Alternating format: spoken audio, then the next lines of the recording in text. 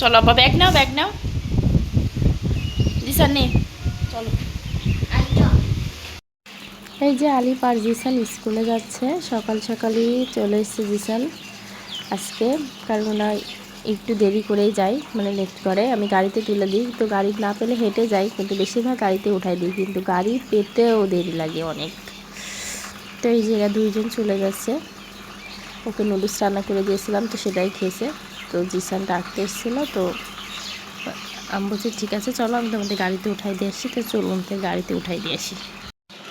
আর এই যে এদিকে স্কুলে ওদের উঠিয়ে দিয়েছে, আর আইজান তার সেজামুর সাথে খেলছে, আর তার বাবা মাঠে যাবে, তো সেটাই দেখছে। ও এখন তার সেজামুর সাথে পাড়ায় যাবে, সেই জন্য পিছ ঘুরছে পিছু পিছু। তো এই যে ওর বাবা মাঠে যাবে।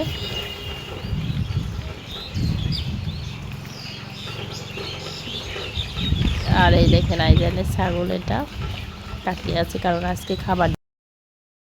দেখুন এখন বাজে 11টা বেলা, তো ঝমঝম করে বৃষ্টি হচ্ছে।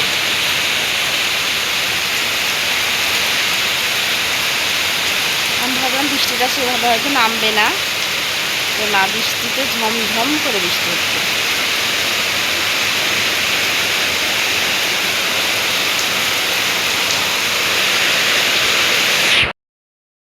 ওই যে তোমার বুক গন্ধ আছে, জিজ্ঞাসা করো তো আব্বা।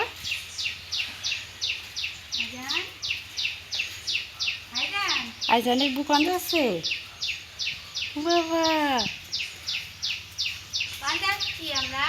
তুমি আসো, আল্লাহ তাড়াতাড়ি গুছি দি।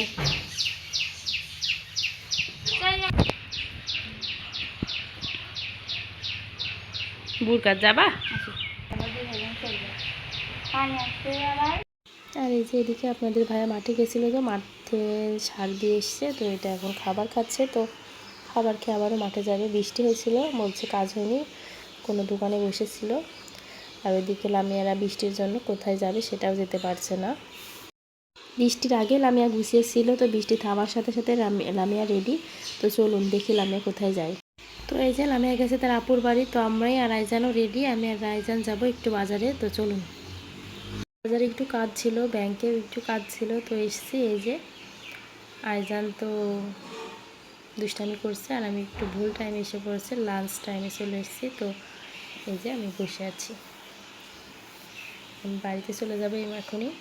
তো এই যে বন্ধুরা আমি বাড়িতে চলে এসেছি, বাড়িতে এসে আমি একটু পায়েস রান্না করব, কিন্তু আমি ফ্রিজে দুধ রেখেছিলাম সেটা তো ইয়েই হচ্ছে না, তো আমি সেটা শুদ্ধই দিয়েছি। তো চলুন কেমন পায়েস রান্না করি আপনাদের দেখাচ্ছি।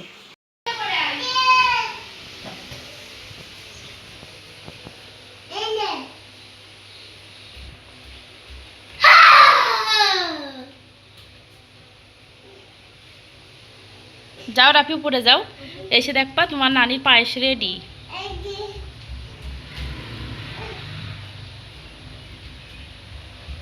আরে দেখেন গাইস, আমি মস্তানি করে রাইস কুকারে পায়েস রান্না করতে দিয়েছি, পায়েস এখনো ফুটছে, পায়েস হওয়ার কোনো খোঁজই নেই। তো আসেন। তো এই যে বন্ধুরা ফাইনালি আমার পায়েস রান্নাটা হয়েছে। পায়েস রান্নাটা কিন্তু আমি পড়ুয়া চাল দিয়ে করিনি, আমি আতপ চাল দিয়ে করেছি, তাই জন্য এমন হয়েছে। এখানে 1 কিলো দুধ ছিল, তো সেটা অল্প একটু চাউল দিয়েছিলাম, তো সেটাই দিয়ে রান্না করেছি। তো এই যে ফাইনাল লোক, আর ওরা মিষ্টি খেতে চায় না, খুব অল্প করে দিয়েছি, লাগলে আবার নিবে। তো ওরা বাইরে খেলছে, তো এই সুযোগে আমার পায়েস রান্নাটা হয়ে গেছে। এই যে রাফি, এই যে আলিফ চলে এসছে। রাফিরা আমাদের বাড়িতে এসেছিলো, আর আলিফ কী করেছে রাফিদের বাড়ি গিয়েছে, কিন্তু রাফিকে পায়নি। পরে সে দেখে রাফি আমাদের বাড়িতেই আছে। তো এই যে এরা পায়েস খাচ্ছে, আমি আইজানকে খাওয়াচ্ছিলাম, আইজান তো খাবেই না পায়েস, ওর পায়েস খাই এমনিতে, কিন্তু আজকে খেতে চাচ্ছে না। তো রজনী খাচ্ছে, রাফিয়া আর আলিফ খাচ্ছে, আর আমিও তো খেয়েছি, কারণ মিষ্টি তো আমার খুব পছন্দ, তো আমি আগেই খেয়েছি। আমি গরমটা খাচ্ছিলাম, তো ওরা বলছে নানি কেমন করে গরমটা খাচ্ছে, আমি বলছি গরমটা আমি খাইতে পারি। চলে দেখেন আইজান আসছে, রজনী আন্টি জুতা নিয়ে এসছে বাইরে থেকে।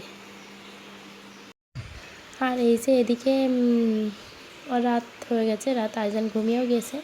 তো আমি ভাবলাম একটু ঘরটা মুছে, আমি আলিপ এসেছিলো এই ঘরে, তো আমি ভাবলাম ঘরটা একটু পরিষ্কার করি, ধুলা পড়েছে অনেক, তো রাতেই করছি। আর কিন্তু বৃষ্টি হচ্ছে, এখনও বৃষ্টি হচ্ছে, তো রাতে আমি একটু ঘরটা মুছতে এসেছি। আসলে ঘরে ভীষণই ধুলা পড়ে, তো ভাবলাম রাতেই মুছে দিই, তো রাতে পরিষ্কার করছি। আর তো আলিপ আমাকে ভিডিও ক্লিপটা করে দিচ্ছে, তো বলছে আম্মু তুমি এত কষ্ট করো সারাদিন, আইজানকে ইয়ে করো, দেখো তোমার ঘর কিন্তু আইজানই ময়লা করে, আমি কিন্তু করি না। আর আসলে সত্য কথা, আলিপ কিছুই করে না, সব কিছু আইজানই করে, দুষ্টামি করে আইজানই বেশি।